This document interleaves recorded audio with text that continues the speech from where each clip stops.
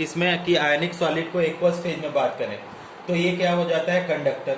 ठीक है, ये कंडक्टर हो जाता है।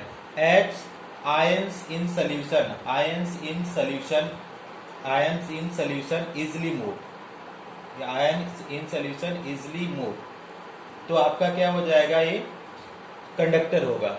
लेकिन सॉलिड फेज में इंसुलेटर होगा क्योंकि आयंस नहीं मूव करते हैं। अगर बात करें मेटेलिक सॉलिड का, ठीक है, ये सब अच्छे से समझ लीजिए छोटे छोटे पॉइंट को। मेटेलिक सॉलिड क्या होता है, ऑलवेज कंडक्टर होता है ऑल द फेज में, कंडक्टर इन ऑल फेज ना, ऑल फेज। क्यों कंडक्टर इन ऑल फेज होता है, because of present of free electron, because of presence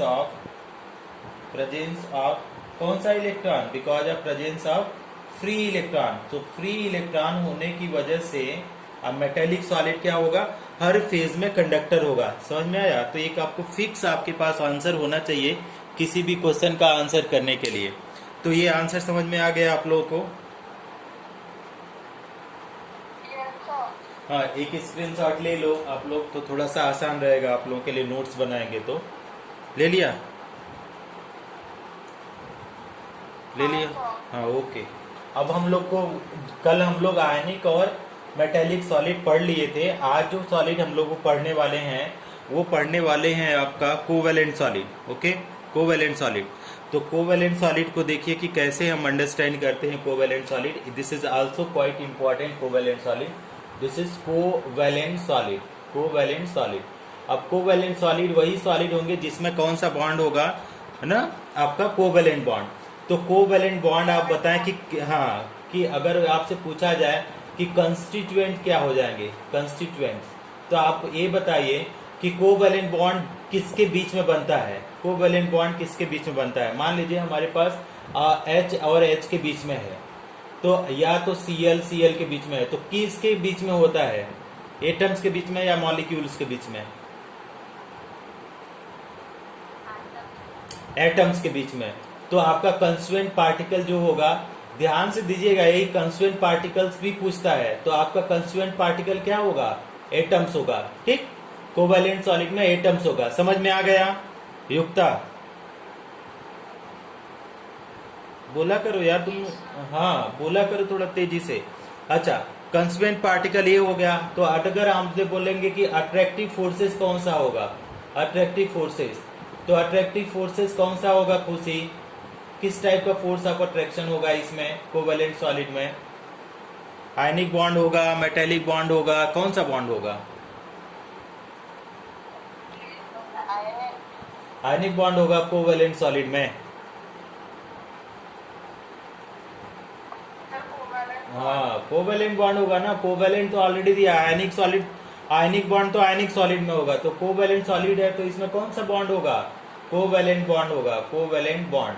अच्छा, ठीक। अब इसमें पूछा जाएगा एग्जाम्पल खूब पूछा जा रहा है कि इसका एग्जाम्पल क्या होता है। तो देखिए एग्जाम्पल भी मैं लिख देता हूँ कि आप समझ लेंगे कि सिलिका है, सिलिकॉन डाइऑक्साइड ना, इसी को बोला जाता है क्वार्ट्ज। और आपका सिलिका है SiC, या तो क्या है, डायमंड है, डायमंड हार्डेस्ट सब्सटेंस, दुनिया का सबसे हार्डेस्ट डायमंड है। और आपका क्या है, ग्रेफाइट। ठीक ये है आपका 3-4 एग्जाम्पल हैं, और बहुत सारे एग्जाम्पल, इथेन, मीथेन सब ले सकते हैं। अच्छा, अब इसमें पूछा जाएगा कि इसका ना फिजिकल नेचर क्या हो जाएगा। तो अगर आपसे पूछा जाए कि नेचर कैसा होगा, कि ये हार्ड होगा कि कैसा होगा, सॉफ्ट होगा, कोई बताएगा? ये सारे जो कोवेलेंट के हैं ये वेरी हार्ड होते हैं। ठीक है, वेरी हार्ड होते हैं। और उसमें एक्सेप्शन भी है, बहुत सारे एक्सेप्शन है। एक्सेप्शन में आपका इसी में है जो 4 आप जब लिखे हैं। तो ग्रेफाइट क्या होता है कि ये क्या होता है, ग्रीस के फॉर्म में होता है, तो ये उतना हार्ड नहीं होता है। अच्छा, अब इसमें बोला जाएगा कि कंडक्टिविटी, अगर कोई पूछे कि ये क्या है, इलेक्ट्रिसिटी का कंडक्टिविटी करेगा कि नहीं करेगा, मैत्री ये करेगा कि नहीं, नहीं करेगा, सुपर। तो इंसुलेटर होगा, ये इंसुलेटर होगा क्योंकि फ्री इलेक्ट्रॉन नहीं होता है। इंसुलेटर एक्सेप्ट, सारे ऑल इंसुलेटर होंगे, हाँ, एक्सेप्ट क्या हो जाएंगे, ग्रेफाइट। ठीक है, ग्रेफाइट में क्या हो जाता है कि sp2 हाइब्रिडाइजेशन होता है ग्रेफाइट में, तो उसके में एक ऑर्बिटल में फ्री इलेक्ट्रॉन होते हैं, उसकी वजह से ये कंडक्टर का काम करता है।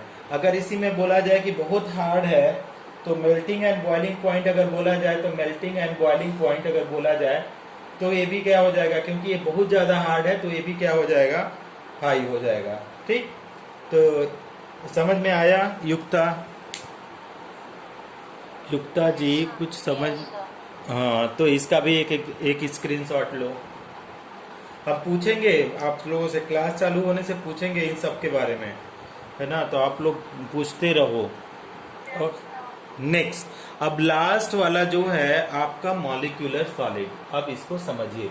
The most difficult one is molecular solid, जिसको समझने के लिए थोड़ा सा, कुछ स्टूडेंट तो समझ जाते हैं, कुछ स्टूडेंट को समझने में थोड़ा सा टाइम लग जाता है। ठीक है, तो किसी को समझने में थोड़ा सा ज़्यादा टाइम लगता है, तो उसको देखिएगा कि कैसे हम समझ रहे हैं। That is what is known as molecular solid.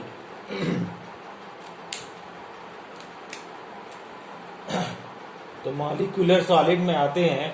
अब मॉलिक्यूलर सॉलिड हमारे पास कई टाइप के होते हैं। अगर मॉलिक्यूलर सॉलिड की हम लोग बात करेंगे तो कई टाइप के होते हैं। तो पहला मॉलिक्यूलर सॉलिड हम लोग लेते हैं, देखिए कितने टाइप के मॉलिक्यूलर सॉलिड पॉसिबल है। तो मॉलिक्यूलर सॉलिड की जब बात करेंगे तो कई टाइप के मॉलिक्यूलर सॉलिड होते हैं। पहला जो सॉलिड होता है उसको बोलते हैं नॉन पोलर। ठीक, पहला सॉलिड जो होता है उसको नॉन पोलर बोलते हैं। दूसरा जो सॉलिड है उसको मॉलिक्यूलर सॉलिड पोलर, और तीसरा है हाइड्रोजन बॉन्डेड। हाइड्रोजन बॉन्डेड, ये तीनों पढ़ना है, हाइड्रोजन बॉन्डेड। ठीक, तो ये तीन टाइप के सॉलिड पढ़ना है, आप लोगों को इजीली क्लासिफाइड करके समझा रहा हूँ।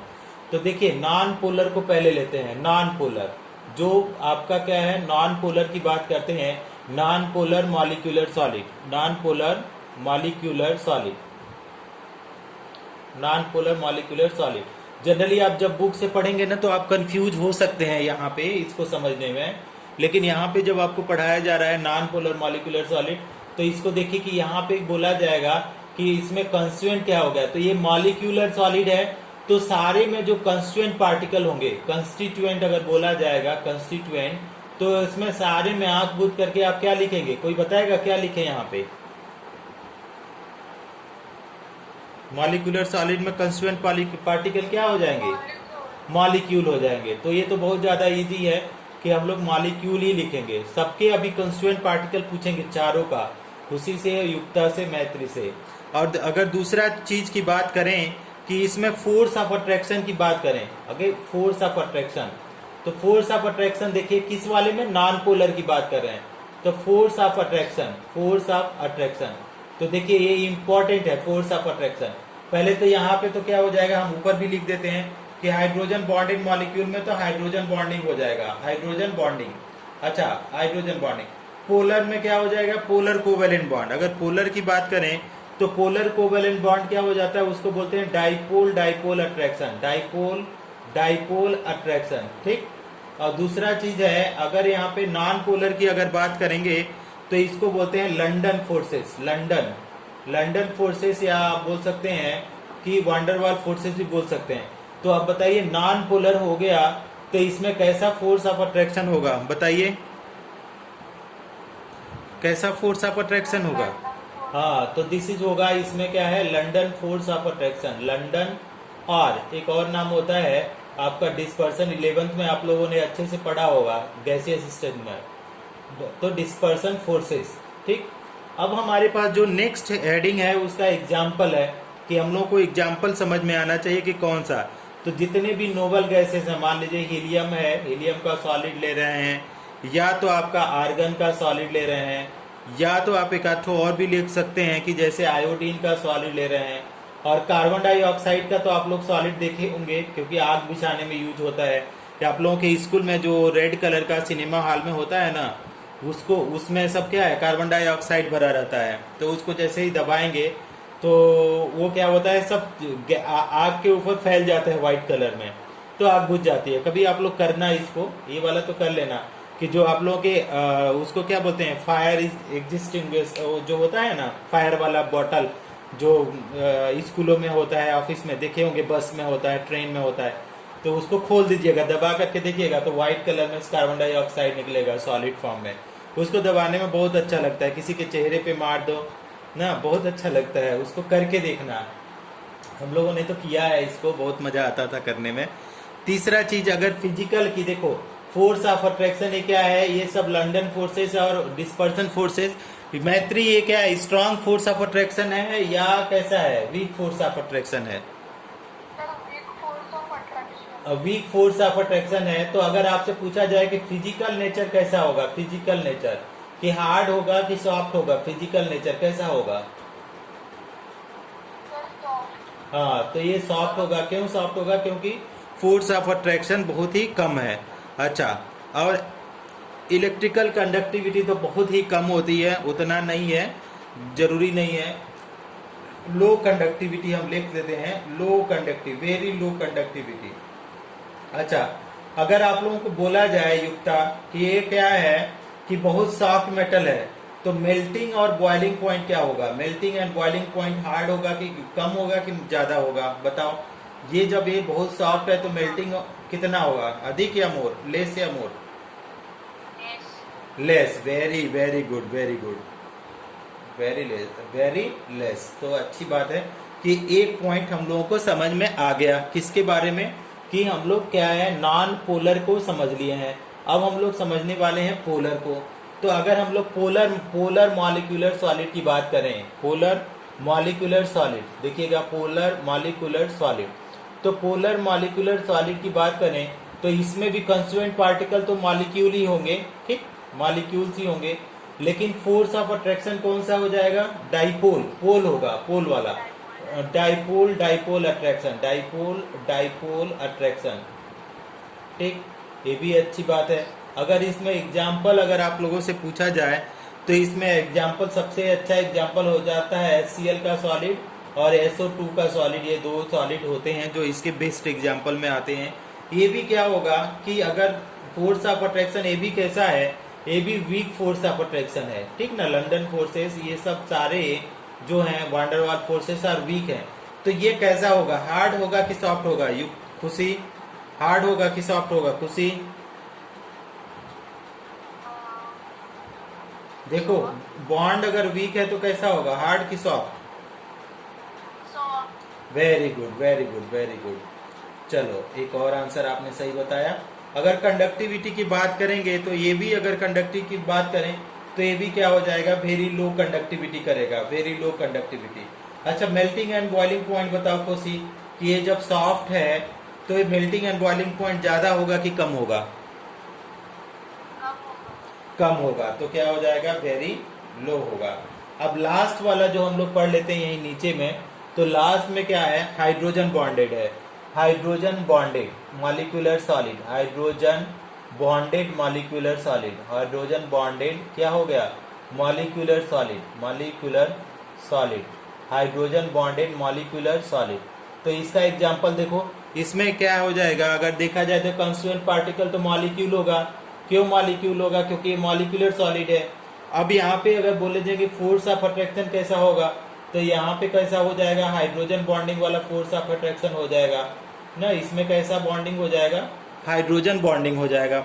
अगर आप लोगों से पूछा जाए कि ये एग्जाम्पल में क्या हो जाएगा, तो आइस आप लिख सकते हैं, H2O सॉलिड हो जाएगा, सबसे बेस्ट एग्जाम्पल है। और ये बोला जाए कि ये भी हाइड्रोजन बॉन्डिंग वीक होता है, तो ये भी पार्टिकल कैसा हो जाएगा, सॉफ्ट हो जाएगा।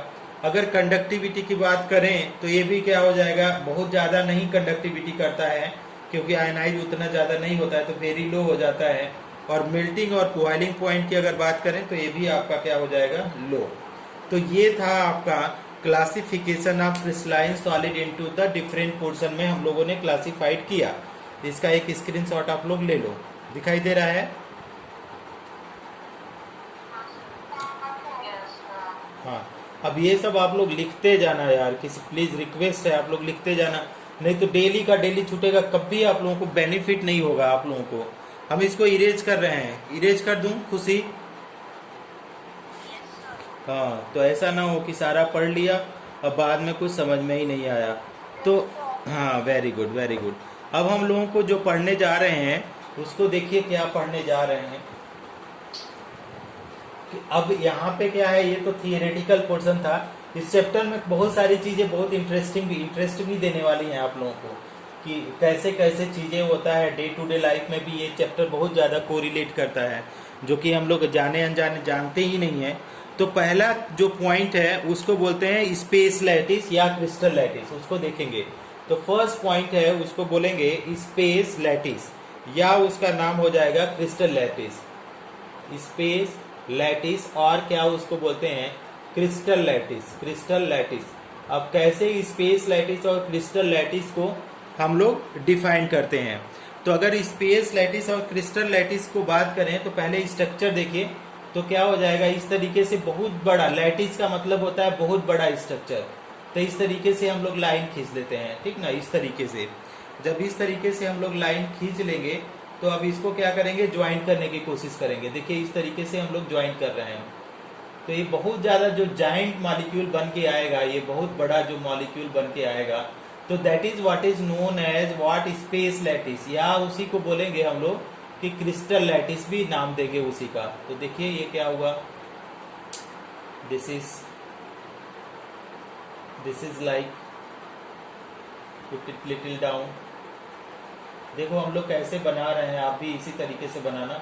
ये ऊपर वाले के पोर्शन को ऊपर से ही मैच करा दिया, नीचे वाले को नीचे से मैच करा दिया। अब क्या कर रहे हैं कि एक और भी बना रहे हैं, यहाँ पे देखो कैसे बना रहे हैं, ये बना दिया। अब ऊपर वाले को ऊपर से मैच करा दिया और नीचे वाले को नीचे से मैच करा दिया। अब ये देखो जो स्ट्रक्चर बन के आया है, जो ये स्ट्रक्चर बन के आया है, that structure is what is known as what is space lattice, या इसी को बोलते हैं क्रिस्टल लैटिस। तो क्या बोलते हैं कि इट इज, इसको हम डिफाइन कर रहे हैं, इट इज एंड क्या बोलते हैं, अरे बोलते हैं, ARRAY, अरे ऑफ पॉइंट्स। ये सारे क्या हैं, अरे ऑफ पॉइंट्स। कैसे हैं पॉइंट, जितने कॉर्नर हैं, that is what is known as point. जितने भी कॉर्नर्स हैं, they are representing the points. Array of points showing how molecules, atoms or ions are arranged at different sites in three-dimensional space.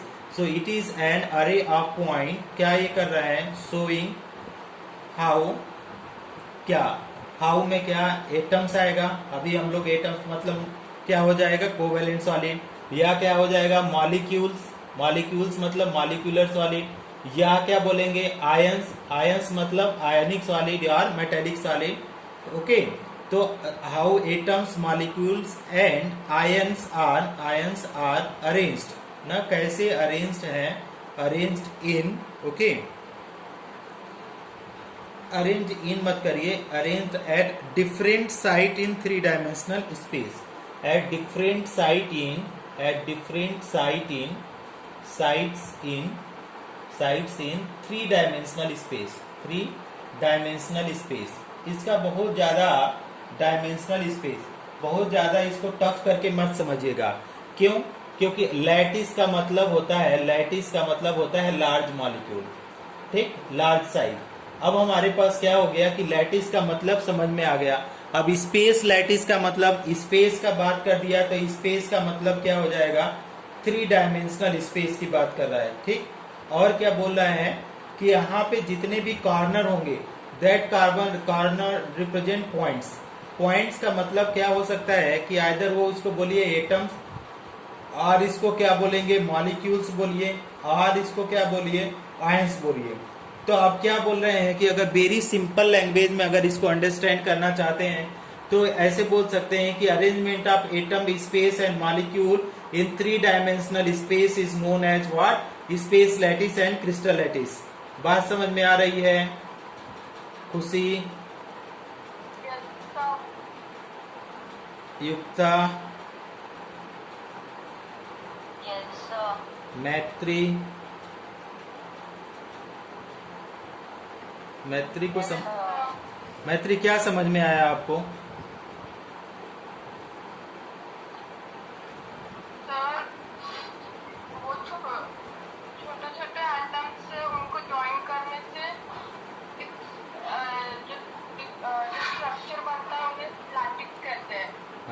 Very good, very good. So it is array of points showing how atoms molecules ions are arrange in different site in 3 dimensional space. तो ये example हो गया आपका space lattice का। तो इसका एक screenshot लीजिए, तो आप लोग ले लिया,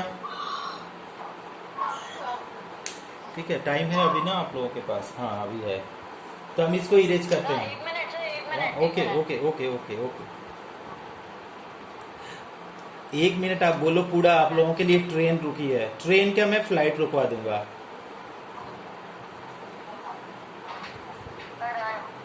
done. Yukta, Yukta, are you listening? Are you going on the 5th August to the Ayodhya? Ram Mandir is being construct there.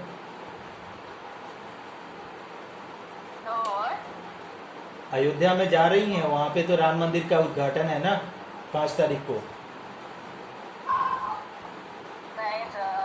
अरे जाओ यार, आप लोग जाओ, गाड़ी बुक करो, जाओ, देखो कि भगवान राम का कैसा टेम्पल बनने जा रहा है। नक्शा लेकर के आओ आप लोग, है ना। फिर इस चंद्रपुर में भी एक बड़ा सा टेम्पल बनवाओ उसी टाइप का। आप जाओ, पेरेंट्स को बोलो कि नहीं मुझे चलना है। नहीं लेके जाएंगे ना? हाँ, ओके ओके ओके, चलिए। अच्छा, नेक्स्ट पॉइंट हम पढ़ते हैं, लैटिस पॉइंट। अब लैटिस पॉइंट देखिए, स्पेस लैटिस के बाद हम लोग अब आते हैं दूसरा हेडिंग पढ़ना है, लैटिस पॉइंट। अब लैटिस पॉइंट भी थोड़ा सा इंपॉर्टेंट है। तो इसमें क्या बोल रहे हैं कि the point that represent a molecule and atom और ion in a space lattice is called lattice point. तो देखिए क्या बोल रहे हैं कि द पॉइंट, देखिए ध्यान से समझिएगा, द पॉइंट केवल पॉइंट्स की बात कर रहा है, वहां पे अरेंजमेंट की बात कर रहा था। यहाँ पे क्या बोल रहा है, द पॉइंट दैट रिप्रेजेंट किस चीज को रिप्रेजेंट कर रहा है? Represent a molecule, represent a molecule, या क्या है मॉलिक्यूल। आर किसको रिप्रेजेंट करेगा? एटम्स। आर किसको रिप्रेजेंट करेगा? Ions. The point that represent molecule, atoms और ion in space lattice, in a space lattice. कहाँ पे? स्पेस लैटिस में, जो अभी ऊपर वाला पढ़े थे कि the point that represent a molecule, atoms in a space lattice is called lattice point. तो हाँ, तो लैटिस पॉइंट क्या हो गया? The point that represent a molecule, atoms, ion in a space lattice is called lattice point. ठीक, तो ये चीजें हो गई। अब हम लोगों को जो बहुत अच्छा चीज पढ़ना है वो पढ़ना है यूनिट सेल। तो इसको हम लोग अब थर्ड हेडिंग डालेंगे और पढ़ेंगे यूनिट सेल। और यूनिट सेल का इंपॉर्टेंट मतलब पढ़ेंगे, टाइप्स पढ़ेंगे। टाइप्स तो कल पढ़ाएंगे, आज तो टाइम ही कम बचेगा। अभी हम लोग पढ़ लेते हैं यूनिट सेल। ठीक, यूनिट सेल। अब देखिए यूनिट सेल क्या है, इसको ध्यान से समझेंगे कि ये बहुत छोटा सा पोर्शन है क्रिस्टल लैटिस का। तो ऐसे बोलेंगे, it is a smallest portion of crystal lattice. It is a smallest portion of, क्या किसका पोर्शन है? वो क्रिस्टल लैटिस का है। It is smallest portion of crystal lattice. ठीक, और क्या कहता है? Which can be used as a representative unit for, ना उसको क्या बोल रहे हैं? Which can be used as. इसको जब आप रिपीट कर रहे हैं, कितने टाइम? एन टाइप रिपीट करो। क्या है? एक छोटा सा स्ट्रक्चर है जिसको अगर रिपीट किया जाए एन नंबर ऑफ टाइम तो कैसा बनाएगा स्ट्रक्चर? वो बना देगा क्रिस्टल लैटिस। समझ में आ गया युक्ता? यूनिट सेल समझ में आया युक्ता, मैत्री? तो यूनिट सेल क्या होता है? ये छोटा सा 3 डायमेंशनल स्पेस का स्ट्रक्चर है जिसको n टाइम्स अगर हम लोग रिपीट करते हैं, n टाइम रिपीट करते हैं, तो वो क्या बन जाएगा? आपका क्रिस्टल लैटिस, बहुत बड़ा सा क्रिस्टल लैटिस बन जाएगा। This is what is known as unit cell. Crystal lattice आप लोग पढ़ ही चुके हैं। अब हम लोगों को जो पढ़ना है वो क्या पढ़ना है कि टाइप्स ऑफ यूनिट सेल हम लोगों को पढ़ना है। तो देखिए क्या कर सकते हैं, इरेज कर दूं? स्क्रीनशॉट ले लिया आप लोगों ने? अब हाँ, तो नेक्स्ट हेडिंग है हमारे पास, वो है types of unit cell. Types of unit cell हम लोग पढ़ेंगे कल। थोड़ा सा आप लोगों को थोड़ा सा डिफाइन करके बता देता हूँ। कि टाइप्स ऑफ यूनिट सेल में क्या क्या पढ़ना है, आप खुद से पढ़ना, कल इसको डिटेल में हम लोग पढ़ेंगे। Types of unit cell important है। टाइप्स ऑफ यूनिट सेल में क्या है, दो टाइप है ब्रॉडली जो क्लासिफाइड किया गया है, दो टाइप में क्लासिफाइड किया गया है। पहले टाइप को बोला गया है कि primitive unit cell, primitive unit cell, कल आप लोगों से पूछेंगे कि प्रिमिटिव यूनिट सेल क्या होता है। और दूसरा है, दूसरे वाले को बोलते हैं centred unit cell, centred unit cell. Centre unit cell फिर से क्लासिफाइड किया गया है, इसको बोलते हैं सिंपल यूनिट सेल। पहला जो टाइप है सिंपल तो इसमें आ जाएगा, इसमें बोलते हैं पीसीसी, दूसरे वाले का एफसीसी, तीसरे वाले का ईसीसी और चौथे वाले का एचसीपी।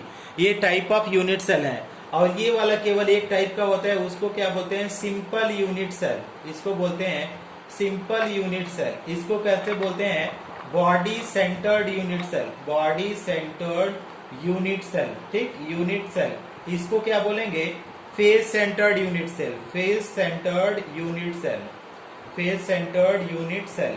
और लास्ट में क्या बोलेंगे, इसको बोलते हैं end centred unit cell, end centred unit cell. और इसको बोलते हैं एचसीपी को हेक्सागोनल, हेक्सागोनल क्या बोलेंगे, हेक्सागोनल ना, hexagonal close packing, close packing, बस इतना सा है। तो इस टाइप का कल इसके बारे में डिटेल में स्टडी करेंगे कि इसमें पार्टिकल केवल कॉर्नर पे होते हैं, इसमें पार्टिकल कॉर्नर के साथ साथ सेंटर पे होते हैं। तो इसको कल पढ़ेंगे, अभी बहुत ज्यादा हो जाएगा, लेकिन थोड़ा थोड़ा आप लोग इसको पढ़ना। कल पूछते हैं जो हम लोग पढ़े हैं यार, उसको कल हम लोग रिवाइज भी करेंगे, क्वेश्चन भी आप लोगों से पूछा जाएगा, इसके बारे में डिटेल भी स्टडी करेंगे। हो गया, ठीक है, क्लियर है? हाँ ओके। अभी मुझे 11 का क्लास लेना है, तो आप लोग अब एग्जिट कर जाओ, ठीक है। कल फिर से पढ़ते हैं तो हाँ, वेलकम वेलकम।